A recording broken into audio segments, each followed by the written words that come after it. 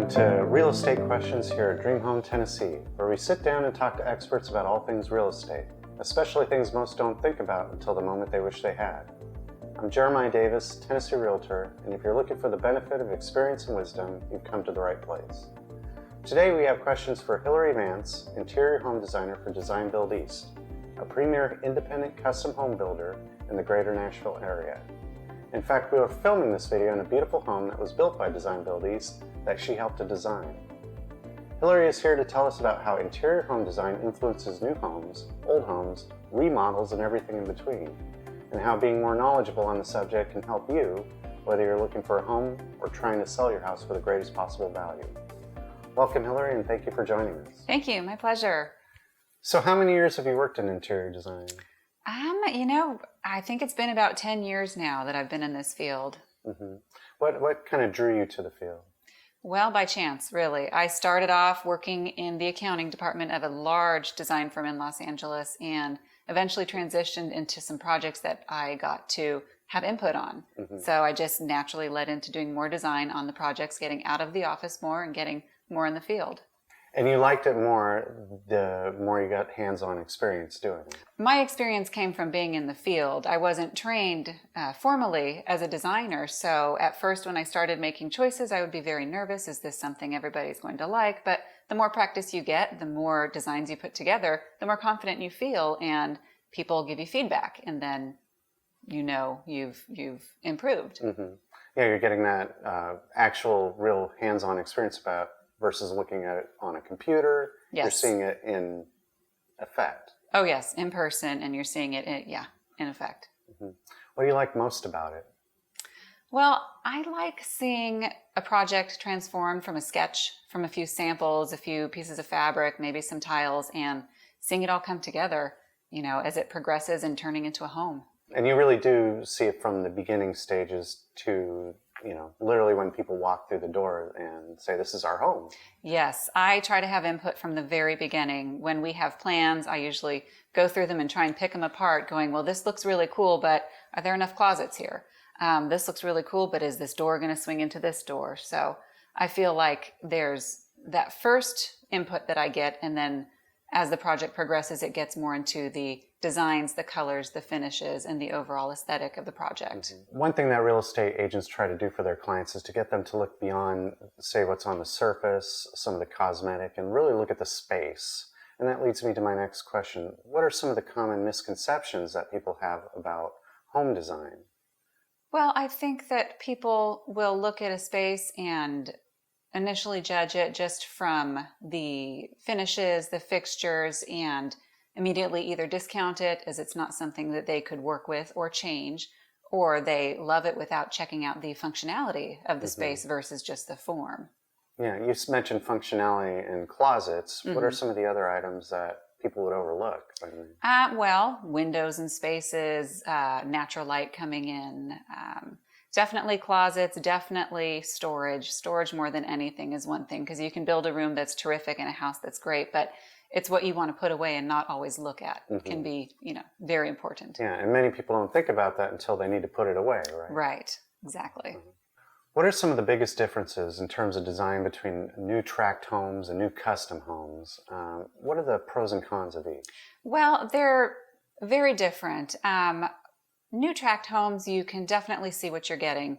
You can go to a development and they have 5 or 6 choices. You can go and you can see, you can touch. Mm-hmm. You know what you're going to get. There might be an element of design that you get to choose. Well, I want these tops and those tops. And it's not very hard to imagine. New custom home design, you're kind of working with the space. You start off with your land or your lot and you can go from there. You can pick out a house or design a house fit to that space. Mm-hmm. It can be harder to imagine. You're working with sketches, you're working with samples, not with an actual model home to look at. But you can have a variety of customization and really get something that's unique. It's not for everybody, but mm-hmm. It can give you a very unique project where a tract home can give you a very beautiful home, neutral, that appeals to a lot of people. Mm-hmm. And really turnkey in the widest possible sense. Yes, exactly. But you may have your house is the same house 4 doors down from you. Mm-hmm. but at the same time, you're in a community. It might have amenities. It might have a lot of things that you're not going to get when you are just building a home just to suit yourself. Mm-hmm. Yeah, you mentioned building a home to suit a very specific space, and I think that's important. What are some of the problems that home designers run into when they try to put the square peg in the round hole? Well, I've seen tract homes that have been put on pieces of land where maybe the view to the outside is completely blocked, where maybe they're just taking a plan and putting it here, and it's not always one size fits all. Sometimes you have to be on the site. You have to be able to adapt to what you have. What are some of the tells of quality finishes? What red flags indicating poor quality should people be on the lookout for? Well, I would encourage people to look at what the surfaces are, look what the material is. You can walk into a beautiful kitchen with marble countertops. While that's a beautiful and it's a great product, is it really what you want in your kitchen? It scratches easily. It can etch with the littlest bit of citrus juice, for example. So as far as quality, you may have something that looks beautiful and it's a high quality product, but how it's been assembled, whether it's just for looks or whether it's for practicality, is something I would encourage people to think about. Speaking of these tells where you can kind of see that a house has been really put together for the look rather than the functionality or without a regard to the balance, how do you get beyond that first impression to really recognize the functionality of something? Well, I would encourage people to inspect it, to have a home inspection, someone to go in that can pick apart some of the beauty to its actual form and to see how it works. So where are some of the best places to look for design trends, like colors, styles? What's a good resource for people who are kind of wanting to delve into it? Well, everywhere, really. There is so much media out there. You can go on the web, you can look at Pinterest. I personally love to watch home improvement shows, and I can be inspired by that. But it can be as easy as driving down the street and seeing what people are doing in the neighborhood, looking in newer neighborhoods, looking at real estate online. A lot of what I get is also can be inspired by location. Is it a mountain type community? Is it more beachy? So you can kind of design your colors according to nature. Mm-hmm. Yeah, you hear that a lot, kind of building to fit the natural surroundings. And of course, the difference between, say, living in a desert versus living in a mountainous area can make all the difference. Oh, sure. Yeah. Do you find people make a mistake a lot of times when they want to put a specific style in a place that really doesn't fit the style or it just doesn't go with? They can. I mean, you have seen that. I have seen that before. A lot of that kind of depends on the surrounding neighborhood. I mean, you can have a beautiful desert style adobe house and you put it in the mountains, but if it's by itself, it might not stand out as much. But if it's going to be in a neighborhood, you might be that house that just doesn't fit the character. While it's beauty, it would just look like that house that doesn't fit in and stand out in not such a positive way. Sure. Absolutely. Absolutely. How about magazines? Are those a great resource? Yeah, they are actually. I, in fact, get a lot of magazines sent to me from different trades, from suppliers of tile, from suppliers of textiles, lighting, and I'll go through those and I'll pull out pictures. I'll put them on design boards and just kind of plug lots of pieces together.